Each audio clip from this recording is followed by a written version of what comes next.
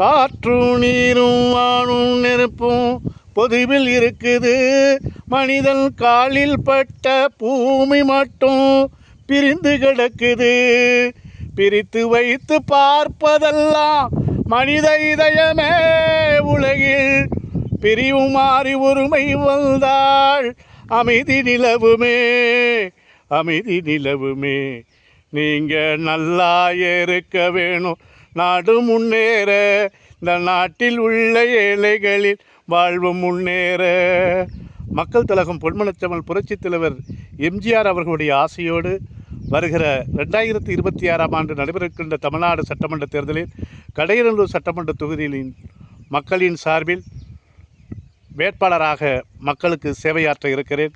ஆகவே என்னுடைய 8வது கோரிக்கையாக கடையநல்லூர் தொகுதி மக்களுக்கு கருப்பாநதி அணையில் இருந்துதான் கடையநல்லூர் நகரத்திற்கு தண்ணீர் வந்து கொண்டிருக்கிறது. ஆக இந்த கருப்பாநதி அணையினுடைய மேற்கு பகுதியில் 14 கிலோமீட்டர் பகுதியில் கடம்பங்குளம் அருகே தான் மிக அற்புதமான தண்ணி உற்பத்தியாகி நம்முடைய பகுதிக்கு வருகை தர முடியாமல் இருக்கிறது. இந்த தண்ணீர் மீண்டும் கேரளாவுக்கே செல்கிறது. ஆகவே இந்த தண்ணீரால் கேரளா விவசாயத்துக்கு எந்த பயனும் இல்லை.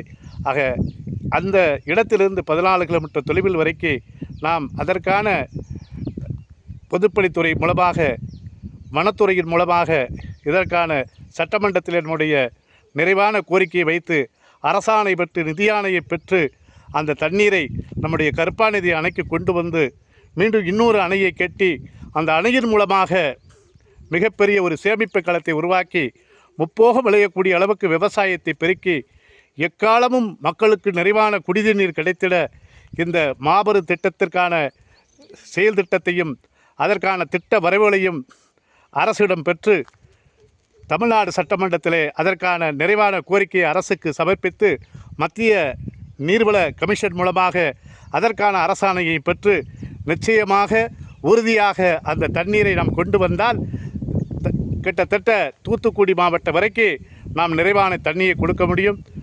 சங்கரகோயில் மற்றும் மேல நீலிதநல்லூர் கிட்டத்தட்ட பல்வேறு சட்டமன்ற தொகுதிகள் இந்த குடிதண்ணீர் மூலமாக அனைத்து பகுதிகளுக்கும் நீராதாரம் கிடைக்கக்கூடிய ஒரு வாய்ப்பாக இருக்கும்.